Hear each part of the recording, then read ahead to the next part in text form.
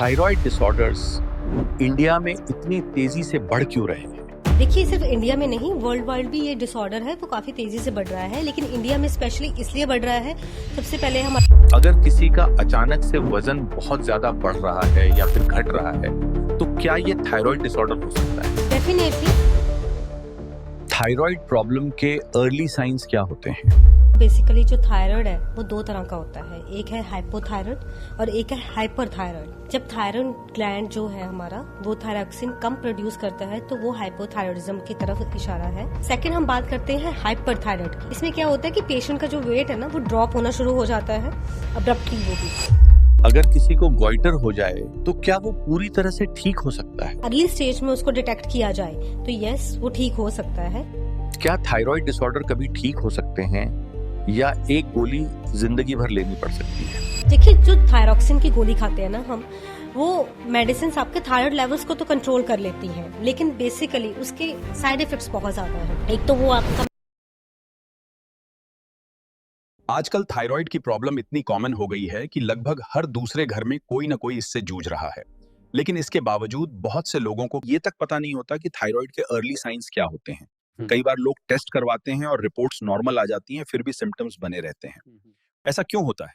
अगर अचानक वजन बढ़ने या घटने लगे, लगातार थकान रहे, मूड और एनर्जी में बदलाव महसूस हो, तो क्या ये थायराइड डिसऑर्डर का संकेत हो सकता है? आज हम थायराइड से जुड़े ऐसे ही कई जरूरी सवालों के जवाब समझने की कोशिश करेंगे ताकि आप इस प्रॉब्लम को समय रहते पहचान सकें और सही कदम उठा सकें। Welcome doctor Ranjana. मेरा पहला क्वेश्चन आपसे ये होगा कि थायराइड प्रॉब्लम के अर्ली साइंस क्या होते हैं? देखिए, जो थायराइड प्रॉब्लम है ना वो बेसिकली जो थायराइड है वो दो तरह का होता है, एक है हाइपोथायराइड और एक है हाइपरथायराइड। जब थायराइड ग्लैंड जो है हमारा वो थायरॉक्सिन कम प्रोड्यूस करता है तो वो हाइपोथायराइडिज्म की तरफ इशारा है। सेकंड जो है हाइपरथायराइड, ठीक है, उसमें क्या होता है कि ओवर सिक्रीशन होती है थायराइड ग्लैंड से हार्मोन्स की, इसीलिए उसमें ज्यादा जो थायरॉक्सिन प्रोड्यूस होता है। तो इस केस में हम उसको हाइपरथायरिज्म टर्म से उसको देखते हैं। दोनों के सिम्टम्स में फर्क, सबसे बड़ा फर्क ये है कि जो हाइपो वाले हैं, पहले हम उसका डिस्कस करते हैं। हाइपोथायराइड में सबसे पहले जो सिम्टम्स होते हैं ना, उनका वेट गेन होना स्टार्ट हो जाता है, मेटाबॉलिज्म स्लो हो जाता है, ठीक है, साथ ही साथ उनको टायर्डनेस बहुत ज्यादा फील होती है, वो वीकनेस फील होती है, लेथार्जिक रहते हैं, ठीक है, और उनका हेयर फॉल और स्किन जो है वो डल पड़नी शुरू हो जाती है, ठीक है। ये सारे जो सिम्टम्स हैं ये बेसिकली हाइपोथायराइडिज्म पेशेंट के हैं, ठीक है। सेकंड हम बात करते हैं हाइपरथायराइड की। इसमें क्या होता है कि पेशेंट का जो वेट है ना वो ड्रॉप होना शुरू हो जाता है अब्रप्टली, वो भी, ठीक है। सेकंड ये है कि इसमें जो मेटाबॉलिज्म है, जो आपकी अग्नि है, वो बहुत ज्यादा फास्ट होती है, मतलब आपको बार बार भूख लगती रहती है, ठीक है, मेटाबॉलिज्म बूस्ट हो जाता है। थर्ड ये है कि इसमें भी आपको बहुत ज्यादा स्ट्रेस, एंजाइटी, इरिटेशन, ये सारी चीजें सिम्टम्स में आते हैं। साथ ही साथ इसमें हार्मोन्स काफी डिस्टर्ब रहते हैं, जिसकी वजह से बहुत सारी प्रॉब्लम्स आती हैं, लाइक फीमेल्स में पीसीओडी या एंडोमेट्रोसिस जैसी प्रॉब्लम्स, और मेल्स में भी जैसे कि लिबिडो आ जाता है, ठीक है। साथ ही साथ उनकी इरेक्टाइल डिसफंक्शन शुरू भी हो जाते हैं, तो ये सिम्टम्स है। एंड मोर ओवर इसमें भी आपका हेयर फॉल स्टार्ट होगा, साथ ही साथ जो स्किन है वो बहुत डल पड़नी शुरू हो जाएगी। मतलब ओवरऑल दोनों में सिम्टम्स जो डिफरेंस है वो ये है कि एक में हमारा वेट गेन होता है और दूसरे में हमारा वेट लॉस होता है। थायराइड डिसऑर्डर्स इंडिया में इतनी तेजी से बढ़ क्यों रहे हैं? देखिए, सिर्फ इंडिया में नहीं, वर्ल्ड वाइड भी ये डिसऑर्डर है वो काफी तेजी से बढ़ रहा है, लेकिन इंडिया में स्पेशली इसलिए बढ़ रहा है। सबसे पहले हमारा लाइफस्टाइल, हमारा पुअर डाइट प्लान्स, ठीक है, साथ ही साथ हमारा बहुत ही सेडेंटरी लाइफस्टाइल हो चुका है, प्रोसेस्ड और कैफिनेटेड प्रोडक्ट्स बहुत ज्यादा कंज्यूम कर रहे हैं लोग, ठीक है। थर्ड हम बात करें कि जो हार्मोनल चेंजेस आते हैं बहुत जल्दी हो रहे हैं, लाइक अगर हम बात करें टीनेजर से एडल्ट में जो फेज आता है वो बहुत जल्दी जल्दी चेंजेस आ रहे हैं। देन अल्कोहल एंड स्मोक, मतलब ये दोनों फैक्टर्स काफी इफेक्ट करते हैं जो हमारे चेंजेस आते हैं। नेक्स्ट हम बात करते हैं कि हमारा जो खाना पीना है वो बहुत ज्यादा प्योर नहीं है, हर चीज में अडल्ट्रेशन है, उसकी वजह से भी ये प्रॉब्लम्स आती हैं। And more over the use of modern medicine, मतलब आप किसी भी चीज के लिए कोई भी एंटीबायोटिक्स लेना स्टार्ट कर देते हैं, ठीक है, या फिर आप कोई भी ऐसी ड्रग लेते हैं जिससे कि बाद में साइड इफेक्ट्स आते हैं, तो उस चक्कर में भी हमारा जो थायराइड लेवल्स है वो इंक्रीज होना शुरू हो गया है। Next, less consumption of iodine, इससे क्या है कि लोग बहुत ज्यादा इस तरफ अट्रैक्ट हो गए हैं कि उनको सेंधा नमक खाना है या काला नमक खाना है, लेकिन इस चक्कर में जो आयोडीन प्रॉपर बॉडी को मिलना चाहिए वो नहीं मिल पा रहा है। हमारा जो बहुत ज्यादा प्यूरिफाइड वाटर वगैरह भी आता है उसमें भी आयोडीन की मात्रा बहुत कम होती जा रही है, मतलब डिप्लीशन होता जा रहा है। इसीलिए ये सारे फैक्टर्स जो है वो एक तरफ करते हैं कि इंडिया में ये प्रॉब्लम बहुत ज्यादा जल्दी से बढ़ रही है।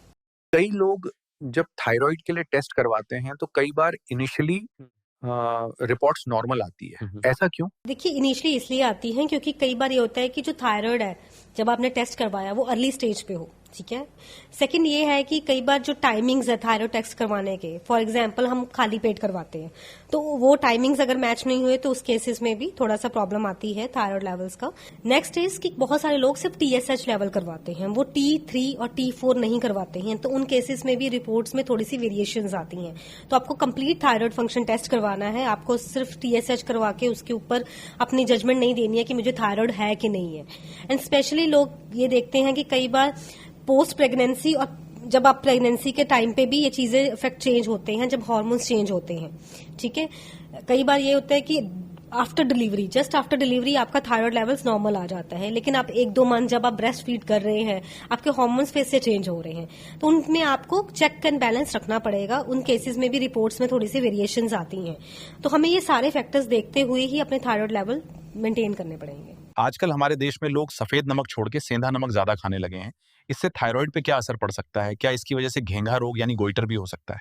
देखिए, जो आयोडीन होता है ना वो बहुत ज्यादा इंपॉर्टेंट होता है थायराइड जो लेवल्स को मेंटेन करने के लिए, लेकिन आजकल क्या है कि लोग यूट्यूब से देख के या फिर उनकी एक उसका सेंधा नमक is very good for health, मतलब जो भी हाइपरटेंसिव पेशेंट्स होते हैं उनको हम सेंधा नमक ही सजेस्ट करते हैं कि वो सेंधा नमक यूज करें, लेकिन ये नहीं है कि आप स्पोर्टली ही डिपेंडेंट हो जाओ सेंधा नमक पे। You have to do it alternatively, मतलब अगर आप 1 महीना सेंधा नमक यूज कर रहे हो तो नेक्स्ट मंथ आप थोड़ा सा आयोडीन वाला नमक भी यूज करना बहुत जरूरी है, स्पेशली फीमेल्स को, बिकॉज उनका जो थायरॉक्सिन लेवल्स है ना वो बहुत जल्दी चेंजेस आते हैं उसमें।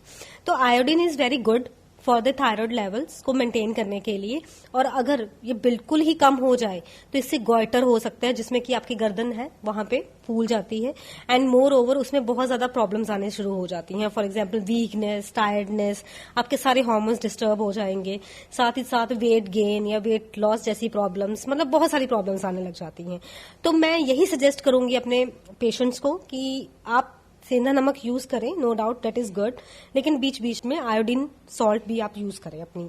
अगर किसी का अचानक से वजन बहुत ज्यादा बढ़ रहा है या फिर घट रहा है तो क्या ये थायराइड डिसऑर्डर हो सकता है? डेफिनेटली, मतलब अगर बहुत जल्दी वेट गेन हो रहा है तो ऑब्वियसली जो मेटाबॉलिज्म है वो आपका स्लो हो गया है, दैट्स वाई ये प्रॉब्लम आ रही है आपको। इसमें क्या होता है कि जो थायरॉक्सिन है वो बॉडी में कम बनना स्टार्ट हो जाता है, इसलिए उनका वेट गेन होना स्टार्ट होता है। नेक्स्ट केस है कि जहां पे आपका वेट लॉस होता है तो इसका मतलब आपका मेटाबॉलिज्म है वो बहुत ज्यादा हाइपरटेंसिव मोड में है, बहुत ज्यादा ओवर एक्टिव मोड में है।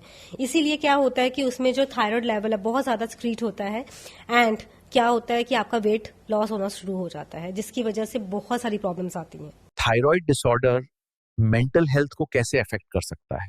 देखिए, थायराइड लेवल्स क्या करता है कि जब आपका थायरॉक्सिन बढ़ जाता है बॉडी में, उस केसेस में क्या होता है कि आपके मूड स्विंग्स होने बहुत स्टार्ट हो जाते हैं, बिकॉज ओवरऑल आपके हार्मोन्स डिसबैलेंस हो गए हैं, आपका गट ठीक नहीं है, ठीक है। मोस्टली कॉन्स्टिपेशन रहती है थायराइड पेशेंट्स को, ठीक है, उनका प्रॉपर्ली डाइजेशन नहीं होता है, तो वो क्या कहता है जब गट प्रॉब्लम होगी तो आगे चल के वो आपको स्ट्रेस करेगा, ठीक है। आपके क्या कहते हैं, आपको इरिटेशन होगी, ठीक है, आपके मूड स्विंग्स होंगे, और साथ ही साथ आपके पीरियड्स में भी कोई ना कोई ऊपर नीचे चेंजेस आते रहते हैं। फीमेल्स की बात कर रही हूँ, मेल्स में भी ये सेम चीज होती है, उनका भी क्या होता है कि लिबिडो, ठीक है, इरेक्टाइल डिसफंक्शन, ये आगे चल के क्या है आपकी मेंटल हेल्थ को ही इफेक्ट कर रहे हैं, ठीक है। जब आप इन सब चीजों से जूझ रहे हैं तो एंड ऑफ द रिजल्ट क्या है कि आपको बहुत ज्यादा स्ट्रेस फील होना शुरू हो जाता है, आप बहुत ज्यादा कंसर्न हो जाते हैं, एंड आपका सारा फोकस इस तरफ शिफ्ट हो जाता है, जिसकी वजह से ओवर थिंकिंग, ठीक है, डिप्रेशन, स्ट्रेस, ठीक है, एंजाइटी, इंसोम्निया, ये सारी प्रॉब्लम्स आनी शुरू हो जाती है। थायराइड डिसऑर्डर से इरेगुलर पीरियड्स और पीसीओएस का क्या कनेक्शन है? देखिए, थायराइड बेसिकली जो हार्मोनल डिसफंक्शन है एक तरह से, ये आपके सिर्फ थायराइड ग्लैंड को नहीं इफेक्ट करता है, ये आपकी ओवरऑल बॉडी को इफेक्ट करता है। स्पेशली फीमेल्स में केसेस में क्या होता है कि जो हमारे हार्मोन्स है वो हर एज पे चेंजेस होते हैं। मोस्टली देखा गया है कि जो प्रेगनेंसी के दौरान ये थायराइड जो है ना, थायराइड लेवल्स है वो बहुत जल्दी चेंज होता है। तो ड्यूरिंग प्रेगनेंसी ये प्रॉब्लम्स आती हैं। स्पेशली ये भी है कि जो टीनेजर्स हैं, चाहे जो एडल्ट्स में मतलब प्यूबर्टी की तरफ जा रही हैं, उनमें भी थायराइड लेवल बढ़ा होता है, जिसकी वजह से जब उनके ओवरऑल बॉडी के हार्मोन्स चेंज होते हैं, लाइक प्रोजेस्टेरॉन और एस्ट्रोजन जो हार्मोन्स हैं, स्पेशली जो हमारे पीसीओडी या इन सब चीजों से आपको रोक के रखते हैं, वो ज्यादा स्क्रीट होने लग जाते हैं, जिसकी वजह से क्या होता है कि आपको पीसीओडी मतलब ओवरीज में सिस्ट होना, एंडोमेट्रोसिस, ठीक है, फाइब्रोइड बनना, ये सारी प्रॉब्लम्स आनी शुरू हो जाती है। थायराइड डिसऑर्डर का फर्टिलिटी और प्रेगनेंसी पर क्या असर पड़ सकता है? देखिए डेफिनेटली, जैसे देखो फीमेल्स में मैंने बात की है कि पीसीओडी ये प्रॉब्लम्स आनी शुरू हो जाती हैं, तो आगे चल के ये इनफर्टिलिटी के केस में ही होती है। जब आपकी ओवरीज में सिस्ट है तो वहां पे जो एग रिलीज होना है उसका प्रॉपर नहीं होगा, आपके जो मेंसेस हैं वो लेट आने शुरू हो जाएंगे या बहुत जल्दी आएंगे। इसमें क्या होता है कि आपके जो पीरियड्स हैं वो डिसबैलेंस हो जाता है, पीरियड साइकिल डिसबैलेंस हो जाता है, जिसकी वजह से मेंसेस में बहुत ज्यादा चेंजेस आते हैं। फॉर एग्जाम्पल, बहुत सारी फीमेल्स को देखा गया है कि उनको 2 to 3 मंथ्स मेंसेस नहीं आते हैं। सेकेंड, हमने देखा गया है कि कई फीमेल्स को 1 मंथ में 2 बार भी आते हैं, जिससे कि उनका बहुत ज्यादा ब्लड लॉस होता है। तो ऐसे सब केसेस क्या करते हैं कि आगे चल के इनफर्टिलिटी के केसेस फीमेल्स में कर देते हैं। और सेम अगर मेल्स में ये प्रॉब्लम है, मेल्स में क्या होता है कि इरेक्शन इश्यूज, ठीक है, एजैकुलेशन प्रॉपर नहीं होती है, जो सीमेन का डिस्चार्ज है वो प्रॉपर एक क्वांटिटी जो चाहिए वो नहीं हो पाती है, और क्वालिटी वाइज भी वो डिप्लीट होता रहता है। तो ये दोनों ओवरऑल मेल्स एंड फीमेल्स को दोनों को ही जो थायराइड है, अगर इनको किसी को भी थायराइड की प्रॉब्लम है तो जो आगे चल के इनफर्टिलिटी के केसेस जरूर करेगा। अगर किसी को गॉइटर हो जाए तो क्या वो पूरी तरह से ठीक हो सकता है? देखिए, अगर किसी को गॉइटर की प्रॉब्लम हो ना, तो अगर वो अर्ली स्टेज में उसको डिटेक्ट किया जाए तो यस वो ठीक हो सकता है। लेकिन अगर आप बहुत लेट स्टेज में हैं तो उसको हम मेंटेन कर सकते हैं properly with medications as well as जो भी इसकी थेरेपीज होती हैं, उसके चलते हम इसको मेंटेन कर सकते हैं।